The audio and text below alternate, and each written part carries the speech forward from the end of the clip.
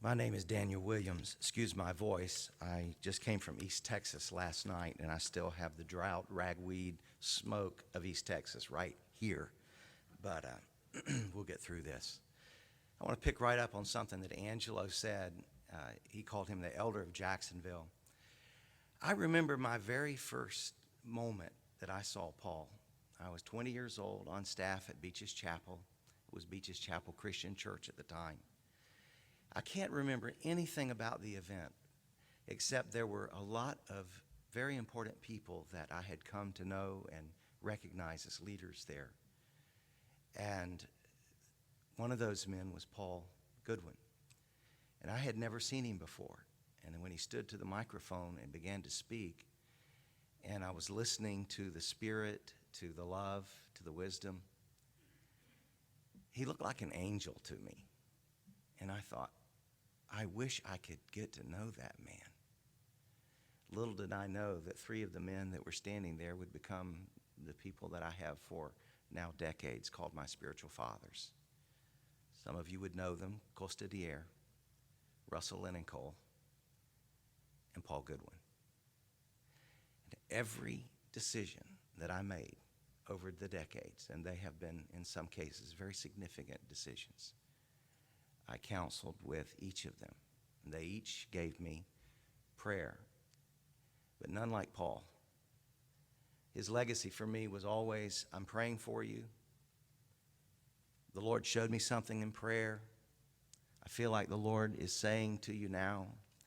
And I always listened very carefully. I also appreciated, as a spiritual father, he never foisted on me any of those decisions or even said, this is what you should do, but really spoke into my life and my heart. And I'm so thankful to God. He was introduced that day as the Bishop of Jacksonville. That's what I remember. That's what they were calling him. And I didn't even know what a bishop was at the time. Had no clue what that meant, except for it sounded really great. I was glad he had a great title because I could tell he was a special man. And I didn't have really any context for that, but came to understand as the renewal was beginning to break out in the Jacksonville area, along with his duties with what was World Literature Crusade, Every Home for Christ, along with his giftings as a pastor and a missionary, he would go around this city and find burgeoning leaders. Practically everyone that I know at some point or another that's a leader in the city for any length of time, somehow Paul had found a way to crawl into their lives and pastor them and love on them and encourage them. All the things that have been said here, he did that repeatedly, and we all felt special. In fact, I'm sure that there are many people in this room who, to your great surprise, have heard others say, he was my spiritual father, because you really thought he was your spiritual father, because he made you feel that way. And I bet if you went around the world, you'd find literally the same to be true all over this nation and all over the world. Because he really is a bishop of the Lord, a man that God has granted a place of ministry to, not just to the body of Christ, not to the unbeliever only, which he loved the lost, of course, and spent a lifetime reaching people for Christ, but he really had a special place for leaders and spent his life, poured out himself. He died empty. He didn't leave anything. There's nothing in his grave. No potential was left there. He spent his life. He died well. A couple more things. One is what I call that grin.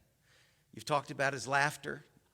You see the smile, every picture, he's always smiling. Always smiling. That was constant. But there was something that visited his face in many conversations. And I just called it that grin. I wish I could explain it to you, but if you know it, I don't have to. It was sort of the impish grin of a 14-year-old who knows something you don't know, and he might tell you. And that grin, after 35 years of knowing that grin, I never could predict what was coming. Sometimes, just like was said, it was a joke, a very funny joke. Sometimes it was counsel. Sometimes it was a time for him to be able to help me through a process or think through something.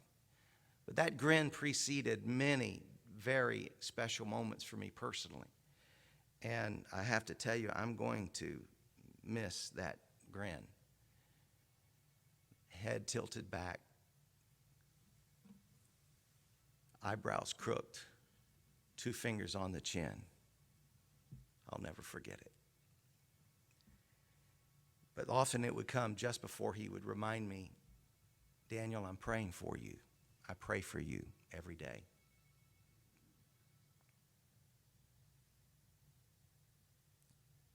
He was not just a bishop of Jacksonville. He was a watchman on the wall for a lot of people's lives, for nations, for ministries. And I dare say for most everyone in this room. He stood as a watchman on the wall in prayer and counsel to all of us. And I want to close with something they call the watch. He was a Marine, but he hung around with sailors an awful lot as a diver on ships. And this is really for a sailor, which Marines don't like to ever be referred to as a sailor. But I think he might accommodate this one time.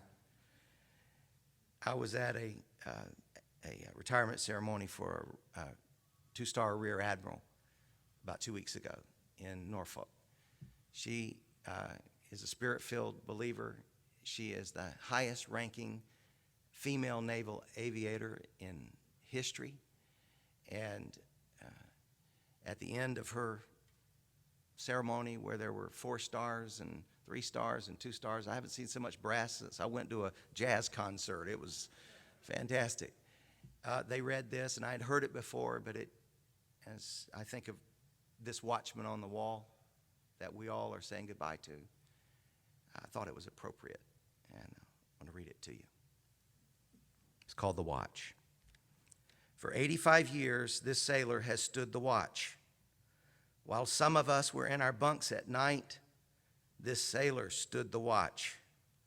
While some of us were in school learning our trade, this shipmate stood the watch. Yes, even before some of us were born into this world, this shipmate stood the watch. In those years when the storm clouds of war were seen brewing on the horizon of history, this shipmate stood the watch. Many times he would cast an eye ashore and see his family standing there, needing his guidance and help, needing that hand to hold during those hard times, but he still stood the watch. He stood the watch for 85 years. He stood the watch so that we, our families, and our fellow countrymen could sleep soundly in safety each and every night, knowing that a sailor stood the watch. Today, we are here to say, shipmate, apostle, bishop of Jacksonville, pastor, counselor, missionary, friend, watchman on the wall, shipmate, the watch stands relieved. Relieved by those you have trained, guided, and led. Shipmate, you stand relieved. We have the watch.